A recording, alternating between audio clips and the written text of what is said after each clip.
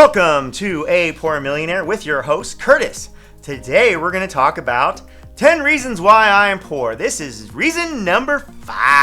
I'd like to be a little bit richer. Actually, that's a lie. I'd like to be a lot richer, wouldn't you? So don't lie. All right. Okay, so number 5 reason why I'm poor, and number 5 way I can increase my wealth by increasing my savings. All right, is knowing the difference between good debt and bad debt. This is a very interesting concept that anyone who's interested in money needs to take in consideration. If you want to make more money, you're going to have to learn about good debt and bad debt. What is good debt?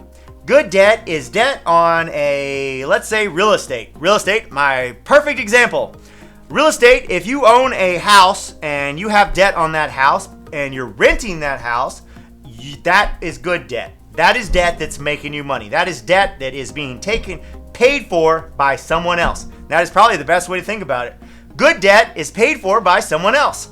Bad debt is paid for by you, right? When you swipe the credit card and buy that fancy color TV, right? That is bad debt. When you buy your fancy video camera for YouTube, still bad debt. But obviously, if you're using your debt to make money, it starts moving into the column of good debt. Still in the middle, right? Obviously, business expenses, long-term business. If you're taking your money to invest in a business and it could be debt, that's on the border of moving into the good debt territory. But the true good debt, all right? I will take $1 billion. I'll take any kind of debt. I'll take all the debt in the entire world as long as someone else is paying for it, right? Wouldn't you take all the debt in the world and you get the asset for that debt, but someone else pays for that? Wouldn't you take that? You just sign on the dotted line. You get all the debt. You get $1 billion worth of debt. You sign on the line. Someone else is going to pay for it. You're going to get some passive income off of it, and you own the asset. And when they get done paying for that asset in 30 years, you own it outright. And also, you can refinance that asset later on. Refinance those assets. Take that money out and go buy more assets. More good debt. Good debt is when you have an asset that pays you money. What's a bad debt? Bad debt would be an asset or a debt that you pay. This brings us to the number one thing that people automatically assume is an asset. Your personal dwelling. Your house, apartment, condo, whatever you have an interest loan on and you're paying money for. That is bad debt. Now, obviously, we need some bad debt to live at certain points in our lives. And most points in our lives, we're going to need that big, massive house payment. If your house interest is extremely low, you might not want to pay off your house. Now, I know there are a lot of people out there that are like, hey, you got to pay off everything. Be zero, debt-free. Don't ever live with debt. Cut up all your credit cards. Burn it all. No debt, zero debt. Now, I'm not going to say zero debt, but I do not like debt. I am very scared of debt. So even good debt, I am extremely cautious of, because good debt can get you into bad situations. And bad debt can really wreck your life. All right, those credit cards, they sneak up fast. And this is where I have been dropping the ball. This is the video series. This is about me dropping the ball. This is why I am poor, or not as rich as I'd like to be. I would be much richer if I had been utilizing more good debt and less bad debt. And I've been picking from the easy pile of bad debt, buying the goodies, all right? Plus, I've just been letting it get out of hand. I've been letting the bad debt expand, all right? Because I have invested in my company and my houses and my real estate to get more rent, okay? But that's kept going up. Sometimes you have to hire extra people, and that usually pushes up your debt. So my debt's kind of ballooned. Now, it starts off as good debt because, hey, I'm getting more rent for that, and that debt's going to get paid off. The problem is when it gets large enough, all right, it's starting to get out of hand. It starts moving over from that good debt to your bad debt, and that's where you start getting into trouble. Now the water keeps getting deeper and deeper, and pretty soon you're like, okay, I think I've had enough bad debt. Okay, it's time to start getting out of this mess I'm in, right? That's where I'm at. I'm at the mess. Okay, I've spent too much money. I've had too many nice vacations, too many upgrades on the boats, right? Spending too much on these beautiful shirts, right? Spending too much on my YouTube studio, right? And this is what happens, guys. You spend too much money, and the spending gets, and this can happen in company. All right, not just a person. You can accumulate too much bad debt even in a company, guys. If you have a company and you're spending money and you're not paying off your debt and you're taking too much out of the company, a company's debt can get out of hand. All right, and then they just got to cut back. You got to cut back on the expansion. Sometimes the expansion or buying more stuff. What I was doing was I was buying air conditioning for my property and upgrading them, upgrading the units, putting in the ceramic tile, upgrading the carpet, putting in extra siding, put in new doors, new windows. Well, at a certain point, you got to go, okay, I've got to stop upgrading the apartments. I got to stop upgrading the office. I got to stop upgrading my network. I got to stop investing in my company with debt, and I've got to start paying that debt down. All right, the debt has got out of hand. All right, it's reached that limit. All right, you want to know what the limit is? Come a little close, and I'll tell you what the limit is. 100K on the credit cards. Yeah, that's how stupid I've been. All right, but you got to remember, this is a company. All right, 90%, or actually all of my debt is for a company, and it's been invested in assets that will pay off those. Now, obviously, over a long enough timeline, my rents will pay off all those credit cards, even at minimum statement. But at the same time, though, do I want to pay interest on $100,000 worth of debt? No freaking way, right? And most of these credit cards, I got them on 0% interest right now. So when you get 0% interest and you can take that money and you invest it into your properties or your business, and you guaranteed you're going to get a return, you're very smart with it, then sometimes that's actually a good idea. But when does it start moving from good debt to bad debt is when those interest payments start popping, right? When that 12 months of interest-free credit card comes around and they come a knocking. I want my 17% interest. Start paying up, buddy, right? I don't want to get there. So what do I got to do? I got to emergency start paying off credit cards as fast as humanly possible. I got to get my debt down and knock it out before it moves from the good side to the bad side.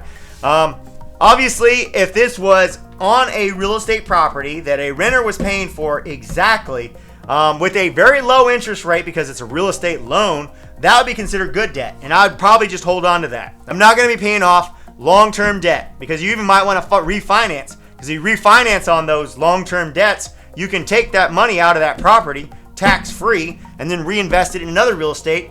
Do the same thing, rinse and repeat, and wait for that to go up. When it goes up, you can refinance it again and buy another property, and you can just sit there and buy properties off of the increases of the value and the loans of the low interest as your tenants pay off your loans. That's a great way to make good debt work for you. Bad way to make bad debt work against you is to live the high life, right? Vegas, all the time Vegas, right?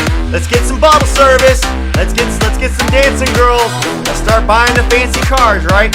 Let's start making those big payments. Let's start getting that stuff up, right? And letting that debt just accumulate. It's just month after month. It starts getting ahead. Like I said, this can happen for an individual, and this can happen for a business. Now, obviously, I haven't been that extreme. I'm not that kind of guy who just goes out. I have paid for bottle service once or twice in my life. I'm guilty. Guilty as charged. May the defendant please rise. Okay, but it's very, very, very, very rare. Maybe once or twice in my entire life have I paid for bottle service. Why am I going to pay for it when everyone else is a rich millionaire and they can do it for me, right? I know 20 guys that'll take me to bottle service anytime I want. So why in the world would I be wanting to pay for that? But that's another story for another time. All right, but guys, you've got to save your money and not spend it frivolously. You cannot buy these expensive, extravagant things and put them on debt and let that bad debt, even if it's 0%. All right, buying a brand new color TV. I'm saying that to be funny. Obviously, nowadays all these TVs are beautiful 4K. That's what I just bought. Another example of a television that I just bought. Now, I bought it as a gift for someone, but I bought a 55-inch Samsung 4K television at Walmart for $330, and I just couldn't pass it up. But guess what? That $330 goes on my credit card, and now it's just sitting there waiting for that 0% interest to elapse, and then it's going to strike out at me at 17%.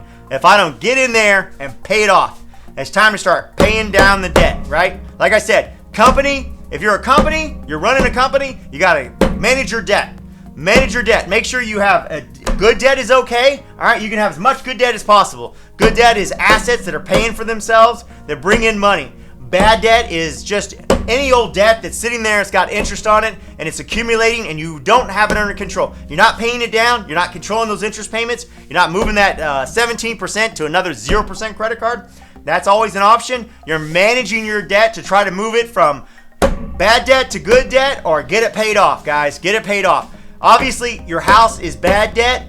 It's the one exception, guys. Your house is your one exception where it's bad debt, guys. You have to label it as bad debt because someone else isn't paying your mortgage payment. You're paying your mortgage payment. It's the only bad debt that's going to stay in your bad debt column, and you might want to leave it there because if you've got a $300,000 loan on a house and you're getting a super low interest rate, you'd be foolish to pay that off because that money, that $300,000 that you'd pay off that debt with, you could easily invest that $300,000 into 5 or 6 other real estate properties at low interest rate and build your good debt over here to equal and match that one piece of bad debt that you have.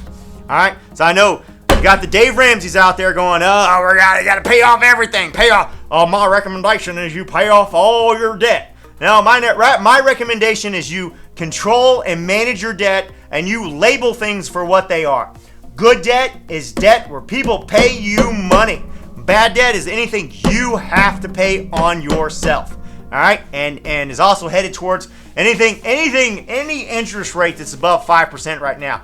Put that in the bad debt column, and it's just going towards it, unless it is on a real estate loan. And even then, that I would consider that bad debt too, because you need to get it refinanced and get that interest rate below 5%. All right, and get it manageable. Get it as low as you can. I mean, maybe you can only get it for 6%. Maybe it's a high risk loan. I don't know, but I'm simply saying, you've got to control your debt. You want to make money? I want to make money. It's me, all right? I've made these mistakes. These are all the mistakes. Like I just told you. I just told the world I'm $100,000. I just told the world. I just told the YouTube world. I just told the YouTube world that I'm $100,000 in debt, all right? And that's just, obviously, that's just credit cards, right? I've got lots of good debt over here, all right? So lots of good debt's paying for lots of bad debt. All right, but if I want to be rich, I need to eliminate my bad debt. And that's where I dropped the ball, and that's why I'm poor. And this is 10 reasons why I'm poor. This is reason number 5. And guys, there is still 5 more to go.